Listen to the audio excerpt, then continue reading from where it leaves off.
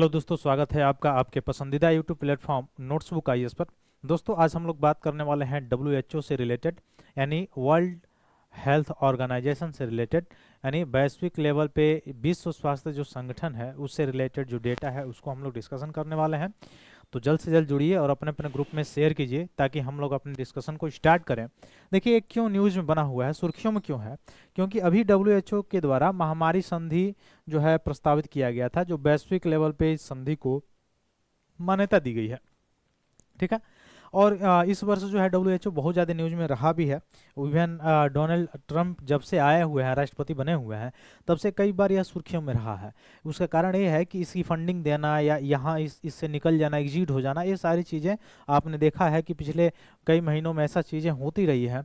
और अभी जो आया हुआ है डब्ल्यूएचओ महामारी संधि के प्रस्ताव लाया था जो वैश्विक लेवल पे मान्यता दिया गया है। हालांकि देखा जाए, अगर अंदर की बात कहा जाए तो एक खोखलापन के जैसे है। क्यों? क्योंकि जितने भी ग्लोबल इंस्टीट्यूशंस हैं, चाहे यूएन हो गया, यूएनएससी हो गया, या डब्ल्यूटीओ हो गया, डब्ल्यूएचओ हो गया, ठीक है, इस सारे जितने भी आप इंटरनेशनल लेवल पर देख पा रहे होंगे जो भी संगठन है, वो कहीं ना कहीं फेल्योर होते हुए नजर आ रहा है। उसका कारण ये है, आप देख सकते हैं कि यह कब का बना हुआ है। ये जितने भी ऑर्गेनाइजेशन बने हुए हैं, ये फॉर्म हुए हैं 1950, 1948, 1945, उसी के आसपास के बने हुए हैं। और अभी तक उसमें कोई रेगुलेशन नहीं हुआ है। तो रेगुलेशन की पहले, जैसे यूएनएससी में ही आप देख सकते हैं, यूएन में आप देखे होंगे कि जो 15 मेंबर होते हैं उसमें 5 जो है P5 के जो कंट्री होते हैं, उसमें उनके पास वीटो शक्ति होता है। अब उसमें से अगर आप देखेंगे तो अफ्रीकन जो कॉन्टिनेंट है, अफ्रीका कॉन्टिनेंट जो है, अफ्रीका महाद्वीप, उसमें से कोई एक भी कंट्री उसमें नहीं है। जापान इतना डेवलप्ड कंट्री है, उस वो भी नहीं है। भारत इतना जो है सभी देशों के साथ सहिष्णु करने वाला जो देश है, सभी देशों को मदद करता है, चाहे वो भूकंप हो, चाहे प्राकृतिक आपदा हो, चाहे वैश्विक महामारी हो, सभी में मदद करने के बावजूद भी भारत की उसमें क्या स्थिति है, यानी भारत को भी P5 में नहीं शामिल किया गया है। केवल 5 ही देश, वह जो उस समय 1945 में जिस तरह से थे वही अभी तक चला आ रहा है। तो रेगुलेशन नहीं हुई है, पहली बात। और रेगुलेशन होने ना होने के कारण आप देख पा रहे होंगे कि एक ग्लोबल इंस्टीट्यूशन के होने के बावजूद भी पूरे ग्लोबल लेवल पर, पूरे वैश्विक लेवल पे अस्थिरता बनी हुई है। अस्थिरता बनी हुई है। आपने देखा जैसे रशिया यूक्रेन वाला जो युद्ध है, अभी लगभग 3 साल से ऊपर होने वाले हैं, लेकिन अभी तक कोई भी उसका विराम, कोई भी उसका एक अल्टीमेटम जो है सॉल्यूशन नहीं निकला है। वैसे अभी उसका सॉल्यूशन निकला नहीं तब तक दूसरा युद्ध शुरू हो गया। कौन सा? तो आप देखे होंगे कि इधर से इजराइल और हमास वाला, फिर तीसरा आपने देखा होगा ईरान भी उसमें इंक्लूडेड हो गया। फिर उसके बाद से इधर जापान, और जापान का रहे चाइना, और इसमें से चाइना का जो पड़ोसी देश है उससे।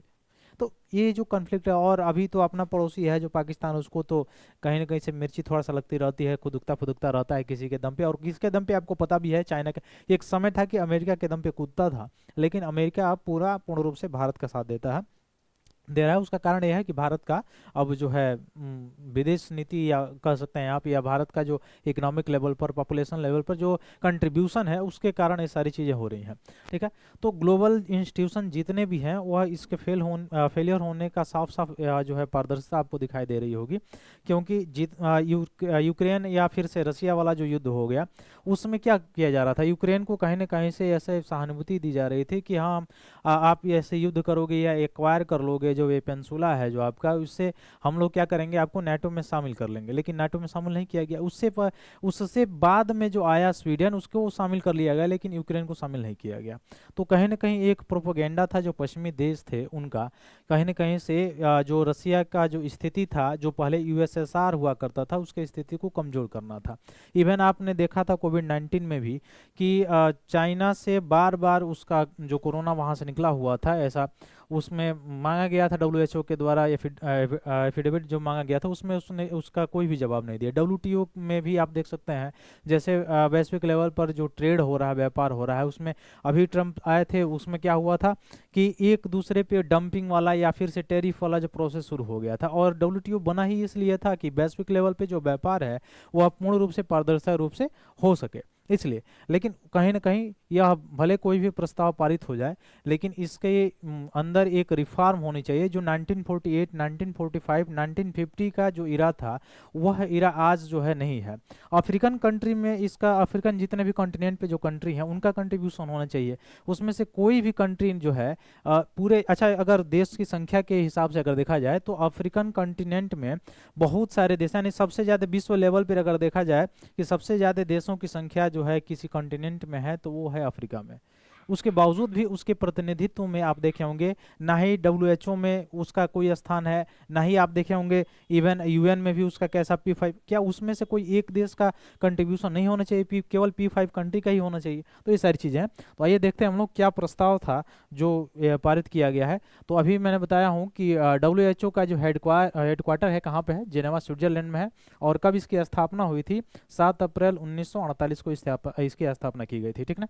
तो ये याद रखिएगा डेट, 7 अप्रैल 1948, और जेनेवा स्विट्जरलैंड में। इवन बहुत सारे जितनी भी ऑर्गेनाइजेशन है उसमें से लगभग 90% जो ऑर्गेनाइजेशन है उनका आप हेडक्वार्टर देखें तो कहीं कहीं जेनेवा स्विट्जरलैंड में ही है, ठीक है।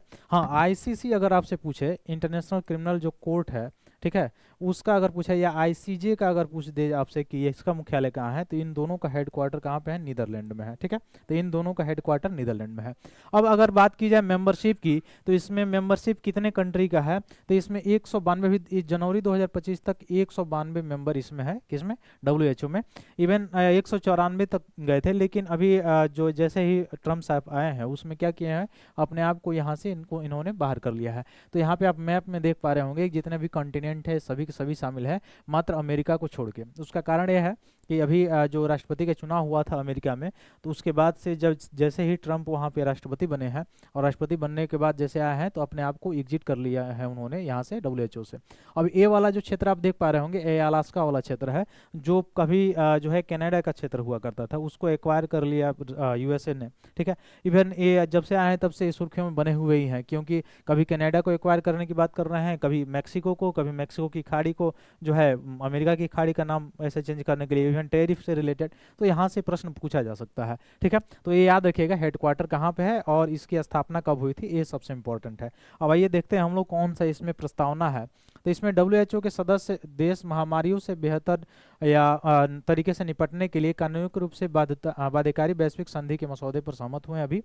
अब उद्देश्य क्या है कि जो भी अगर महामारी आ रही है तो उसके प्रति क्या तैयारियां हैं वैश्विक लेवल पे, क्या पहले से, जैसे कोरोना आया, अच्छा जो भी महामारी आती है तो उसमें जैसे ऐसे में आपने देखा होगा, यूपीएससी ने पूछा भी था कि महामारी जो आती है तो एक तरह से आपदा की तरह तो होता ही है, एक तरह से अवसर भी दे के जाता है, जिसके तरह से आप उसमें कोड करने के लिए बहुत सारे लोगों ने कोड भी किया था कि जो इंटरनेट है आज डिजिटल रूप से जितना भी इंक्रीजिंग हुआ है, चाहे आप पेमेंट सिस्टम में देख लें, चाहे अनदर जो भी, या एजुकेशन सेक्टर में ही देख लें, वह कोविड-19 के बाद से बहुत तेज़ी से बढ़ा हुआ है, ठीक है।